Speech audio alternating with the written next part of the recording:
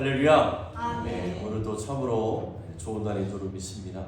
너무 덥지만 더워도 좋은 것은 하나님을 예비할 수 있기 때문에 복되고 좋은 날인 줄 믿습니다. 아멘. 우리 하나님은요, 천국을 창조하시고 지옥도 만드십니다. 왜 그랬을까요? 천국은 예수님을 믿고 영생을 얻는 자에게 선물로 주시는 것입니다. 지옥은 뭘까요? 지옥은 만드신 목적도 마찬가지입니다. 이 땅에 사는 동안에 예수 그리스도를 믿지 않는 자들에게 죗값으로 주시려는 것이죠. 그래서 하나님이 원하시는 것은 딱 하나인데 그것은 바로 예수 그리스도를 믿고 구원을 얻는 것입니다. 교회는 무엇이냐? 이 믿음을 말하는 것이죠. 예수 그리스도를 믿어라. 그래야 당신도 구원받는다. 이것이 교회의 외침입니다. 오늘도 여러분이 예배를 믿음으로 드리시다가 영혼의 구원이 일어나고 말씀 충만, 성령 충만, 기도 충만의 역사가 있기를 주의 이름으로 축원합니다. 아멘. 오늘 말씀은 사도행전의 말씀입니다. 사도행전 말씀은 정말로 역사의 말씀이기 때문에 생생한 말씀으로 우리에게 다가오는 말씀이기도 합니다. 오늘 우리가 길게 말씀을 읽었는데 사도 바울의 설교 말씀입니다. 공식적으로 기록된 사도 바울의 첫 번째 설교가 오늘 읽은 사도행전 13장에서 읽은 말씀이기도 합니다. 이 사도행전에는요, 사도 바울의 설교가 10개가 기록이 되어 있습니다. 이 안디옥 교회에서 이제 교회가 부흥을 하고 이 두 사람을 세우는데 바울과 바나바를 선교사로 세워서 이제 선교사로 파송을 하게 되지요. 그래서 첫 번째 선교 여정을 시작한 바울과 바나바가 구브로를 거쳐서 안디옥에 이르게 됩니다. 오늘 주보의 지도 한 장씩 이제 나눠 드렸는데 아주 크게 잘 보이시죠? 지도의 일부인데 여기에 보시면 오른쪽에 안디옥에 나옵니다. 안디옥. 그 다음에 밑에 보시면 실루기아. 그 다음에 지중해 그 구브로섬 흐린 글씨로 써 있는 구브로섬 살라미 바보. 이제 그 다음에 이제 버가라는 곳으로 가게 되고 안디옥 이렇게 이어집니다.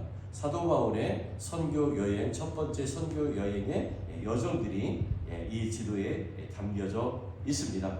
그래서 이 첫 번째 선교지 살라미로 가게 되는데 그 안디옥이라는 지명이 두 개나 있잖아요. 오른쪽에 있고 왼쪽 위에 있는데 이 당시에 안독이라는 지명이요, 역사적으로 보면 16개 정도 되었다는 겁니다. 그런데 우리나라도 전라도 광주가 있고 경기도 광주가 있고 또 뭐 시흥도 시흥동이 있고 경기도 시흥 뭐 이런 것처럼 여러 개의 이름이 중복되는 경우가 있잖아요.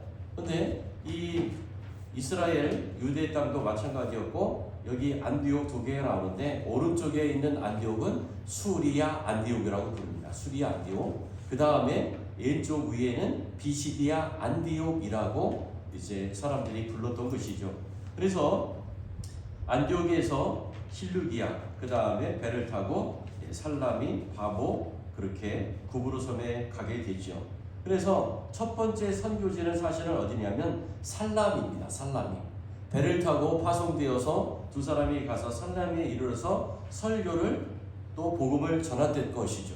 그 다음에 어디로 가냐면 바보로 가게 되고 그 다음에 이제 배를 또 구브로섬에서 배를 타고 어디로 가냐면 버가로 들어가게 되지요.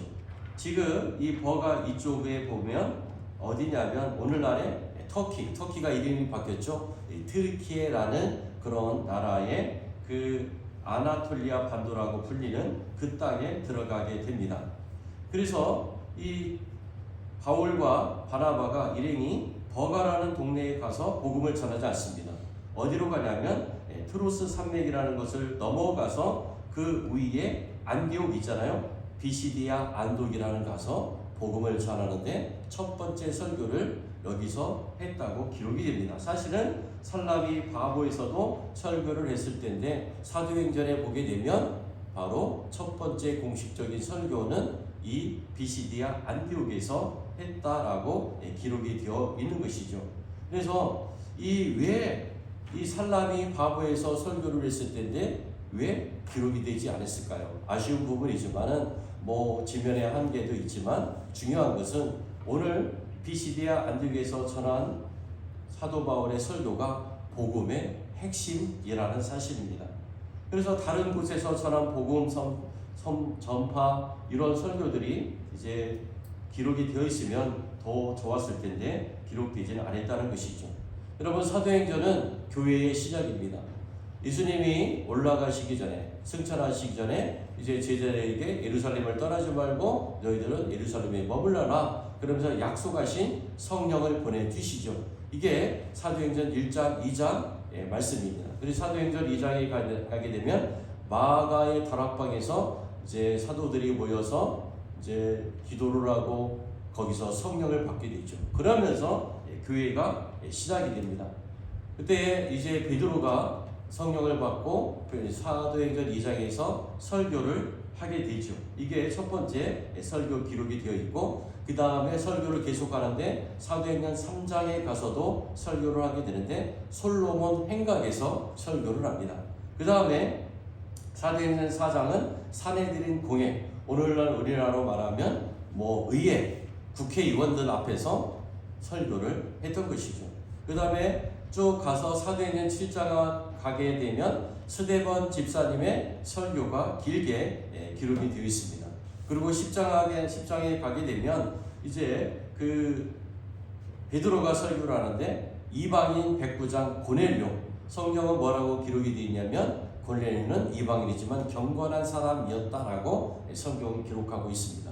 이 집에 이제 성령의 인도하심을 받아서 사람들의 인도를 받아 결국에는 이방인 백부장 고넬료의 집에 가서 설교를 하게 되죠. 그리고 오늘 설교도 13장에서 기록이 되는데 이게 긴 설교가 이어지는 것이죠. 피시디아 안디옥에서 이 사도 바울 일행이 바나바가 이제 회당에 들어가는 것으로 오늘 말씀이 기록이 되어 있습니다. 14절 가까이 13장 14절 함께 읽겠습니다. 그들은 버가에서 더 나아가 피시디아 안디옥에 이르러 안식일에 회당에 들어가 앉으니라. 안식일이 되었습니다. 선교 사역을 하면서 이제 지나가다가 안식일에 회당에 들어갔죠. 이 당시에 회당장들이 오늘 말씀에도 나오는데 회당장들은 어떤 일을 하냐면 새로운 사람들이 오면 말씀을 전할 수 있으면 이제 말씀을 읽고 이제 그들에게 부탁을 해서 허락을 하면 복음을 전하게 되는 것이죠. 이렇게 사도 바울이 그들의 권함을 받고 말씀을 전하는데 첫 번째 설교가 되는 것임을 보게 됩니다.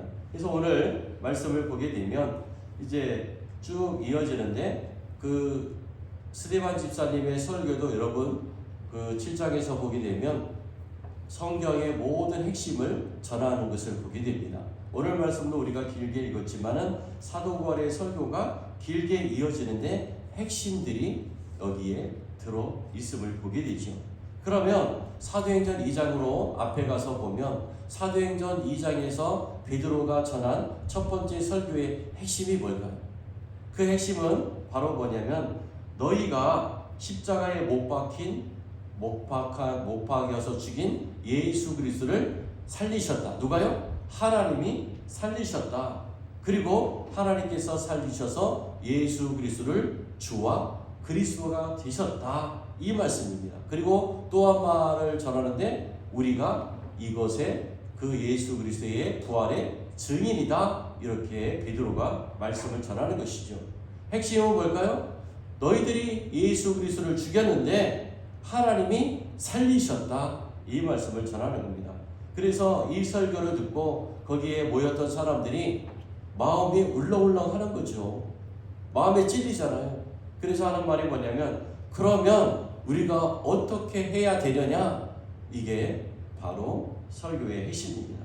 그리고 3장에서 베드로의 설교가 이어지는데 이제 성전 기도하러 가다가 여러분 잘 아는 그 사건이 있잖아요. 성전 미문에 앉아서 매일 앉아서 구걸하던 사람을 이 사람이 이제 고침을 받잖아요. 그죠? 이 성경에 뭐라고 나와 있냐면 나면서부터 걷지 못하던 사람. 그러니까 생활을 해야 되니까 살아갈 방법은 구걸하면서 사는 것이는데 이제 그날도 구걸하니까 이제 베드로가 뭐예요? 내게 있는 것은 은과 금이 없다. 그래서 성령의 이름으로 그를 고쳐주는 사건이 일어납니다. 그러면서 베드로가 사도행전 3장에서 외치는 설교의 핵심은 뭐냐면 바로 성전 미문에 앉았던 이 사람, 나면서부터 걷지 못했는데 이 사람이 고침받은 것은 개인의 경건이 아니다. 개인의 경건이 아니고 예수님으로 말미암아 난 믿음으로 인한 것이다. 믿음으로 나았다. 이게 핵심입니다. 설교의 핵심이었던 것이죠. 그래서 이 예수가 누구냐? 바로 구약에서 예언된 그분이 바로 예수님이다 라고 베드로가 설교를 하게 되는 것이죠. 그래서 예수님이 지금 부활하셔서 살아계셨고 그 능력을 저 살아계실 때도 행하셨던 것처럼 지금도 예수님이 부활하셨고 그 후에 살아계셔 그 능력이 성령으로 인해서 행하여진다. 이렇게 말씀을 전하는 것입니다. 그리고 사도행전 7장에 스데반 집사님의 설교의 핵심은 뭐냐면 성전에서 하나님을 열심히 섬긴다고는 너희들 그 조상들도 그렇지. 그런데 조상들이 하나님을 배신하고 하나님의 뜻을 거부했던 것처럼 너희들도 하나님을 배신한 것이다. 그러면서 이 스데반 집사님이 하는 말이 뭐냐면 설교가 뭐냐면 하나님은 성전에만 계신 분이 아니다. 이게 핵심입니다. 왜냐하면 유대인들은 성전을 거룩하게 하고 성전에서 예배드리고 삶은 완전히 다 율법적이잖아요. 그래서 이 스데반 집사님이 하는 설교가 뭐냐면 하나님은 성전에만 계신 분이 아니다. 그래서 유대 사람들이 이 설교를 듣고 아주 우라가 치밀어 오르는 것입니다. 분노가 막 치밀어 올립니다. 그래서 하나씩 돌을 들어서 스데반 집사님을 죽이자. 이게 스데반 집사님의 순교로 이어지게 되죠. 그러면서 교회가 흩어지게 되면서 이제 안디옥까지 이르러서 이제 나중에 거기서 그리스도인이라고 칭하는 역사가 일어나고 거기서도 교회가 부흥을 하면서 이제 바울과 바나바를 선교사로 파송하는 일이 있었던 것이죠. 그러면서 오늘 지도에 보는 것처럼 비시디아 안디옥에 가서 사도 바울이 복음을 전하더라는 것이죠. 그 여러분 설교의 핵심이 뭘까요? 그 설교의 핵심은 우리가 읽은 말씀인데 뒤로 넘어가셔서 13장 38절 39절 함께 있습니다. 38절 시작. 그러므로 형제들아 너희가 알 것은 이 사람을 힘입어 제사함을 너희에게 전하는 이것이니 또 모세의 율법으로 너희가 힘을 얻지 모든 일에도 이 사람을 힘입어 믿는 자마다 이롭다 하심을 얻는 이것이라. 아멘. 이게 지금 사도 바울의 비시디아 안디옥에서 설교한 회당에서 설교한 핵심의 말씀입니다. 뒷부분에 있는 것이죠. 38, 39절 말씀. 뭐냐면 결론적으로 뭡니까? 바로 첫 번째는 예수 그리스도를 힘입어 제사함을 얻는다 이 말씀입니다. 그동안의 유대인들은 구약의 유대인들은 어떻게 했죠? 제사를 지내면서 번제를 지내고 짐승을 잡아서 하나님 앞에 제사를 드림으로 내 죄는 사해졌다 이렇게 의식적으로 행했던 일들인데 이건 천천변력 같은 소리죠. 우리가 믿는 거하고 다르네? 어떻게 예수 그리스도를 힘입어 제사함을 얻는 것이지? 그런데 사도 바울이 이 말씀을 전하는 것입니다. 이 사람을 힘입어 믿는 자마다 의롭다 하심을 얻는다. 이게 복음의 핵심입니다. 믿음으로 말미암아 의롭다 하심을 얻는다. 여러분 이게 한자 사자성어로 말하면 사자성어 우리 신학적으로 만든 거죠. 이신칭의입니다. 이신칭. 믿음으로써 의롭다 여김을 받는다 이 말씀이죠. 여러분 우리가 사도 바울의 서신을 말씀을 우리가 읽잖아요. 이 신약성경에 13개가 나와 있는데 그 복음의 핵심이 뭐냐면 오늘 이 말씀입니다. 믿음으로 의롭다 여김을 받는다 이 말씀입니다. 아멘. 42절로 갑니다. 42절 시작. 그들이 나갈새 사람들이 청하되 다 만식에도 이 말씀을 하라 하더라. 여러분 회당에 사람들이 많이 모였겠죠. 예배를 드리는 사람들, 하나님을 잘 섬긴다고 하는 종교 지도자들도 있고 많은 사람들이 모였는데 오늘 사도 바울이 말씀을 비시디아 안디옥 그 회당에서 전하니까 이 사람들이 듣고 마음이 뭐가 와닿는 거죠. 그래서 뭐라고 합니까? 다음 안식일에도 이 말씀을 하라. 더 알고 싶다는 거죠. 충격적인 말씀을 들었던 것입니다. 왜냐하면 그 사람들이 삶에서 지금까지 믿음 생활, 율법을 잘 지키고 하나님을 섬긴다고 하는 사람들이 답답함이 있었습니다. 왜냐하면 여러분, 율법은 끝도 없잖아요. 우리가 지난 주일에 십계명에 대해서, 하나님이 주신 십계명에 대해서 말씀을 간략하게 나누었는데, 그 십계명 그리고 거기서 비롯한 613가지나 되는 율법이 있습니다. 여러분, 그거 어떻게 지킵니까? 지킬수록 마음에만 무거워지는 것이죠. 고민만 생기는 겁니다. 이게 율법입니다. 율법으로는 완전하게 구원을 얻을 수가 없는 거예요. 그래서 하나님이 어떤 방법을 치셨어요? 아니다. 예수 그리스도만 믿으면 너희들은 구원에 이른다. 이게 복음인 거예요. 그런데 아직도 유대인들은 율법을 지켜야 되고 잘 지켜야 되고 평생 지켜야 되고 그래야 우리는 구원을 얻는다라고 믿고 있었는데, 오늘 사도 바울이라는 사람이 와서 예수 그리스도를 전하는데 이 사람을 통해서 제사함을 받는다, 이 사람을 믿으면 구원을 얻는다. 여러분, 얼마나 간단합니까? 이 말씀을 듣고 이 사람들이 마음에 동요가 일어난 것이죠. 그래서 다음 안식일에도 전하달라 이렇게 말씀합니다. 그런데 복음을 또 전했을 거 아닙니까? 그런데 어떻게 됐을까요? 중요한 역사가 있는 43절 시작. 회당의 모임이 끝난 후에 유대인과 유대인에 입교한 경건한 사람들이 많이 바울과 바나바를 따르니 두 사도가 더불어 말하고 항상 하나님의 은혜 가운데 있으라 권하니라. 이러고 이제 끝났습니다. 그리고 이제 그 다음 안식일이 된 것이죠. 44절 그 다음 안식일에는 온 시민이 거의 다 하나님의 말씀을 듣고자 하여 모이니, 여러분 소문이 났죠. 지난주 안식일에 사도 바울이라는 사람이 와서 복음을 전하는데 특별한 말씀을 전하더라. 당신도 와서 들어보시오. 이래서 많은 사람들, 그 당시에 여기 온 시민이 왔다고 했잖아요. 온 시민. 역사를 보게 되면 아마도 이 얼마 정도 됐냐면 아마 2000세대 정도 됐다는 거예요. 그러니까 수많은 사람들이 여기에 와서 복음을 들었다는 것이죠. 45절, 그런데 반전이 일어나죠. 45절 시작. 유대인들이 그 우리를 보고 시기가 가득하여 바울이 말한 것을 반박하고 비방하거늘. 여러분, 말씀 있는 곳에 이런 사단의 역사도 있습니다. 그래서 우리가 은혜 충만할 때 조심할 건 뭐예요? 사단의 역사도 숨겨져 있을지 모름을 늘 긴장하고 살아야 되는 거죠. 그래서 주님이 뭐라고 하세요? 쉬지 말고 기도하라는 거, 쉬지 말고. 왜? 우리를 넘어뜨리고자 하는 악의 세력은 언제나 있으니까요. 그래서 이 복음을 전하니까 유대인들이 그 무리를 보고, 이게 시기의 원인입니다. 자기들이 복음을 말씀을 율법을 전할 때는 사람들 얼마 오지 않았는데, 오늘 알지도 못하는 사도 바울이 와서 복음을 전하는데 엄청난 사람들이, 거기에 사는 거의 사람들이 다 왔던 것이죠. 그래서 이게 뭐야? 그래서 시기가 가득해서 그들을 비방하게 되는 것이죠.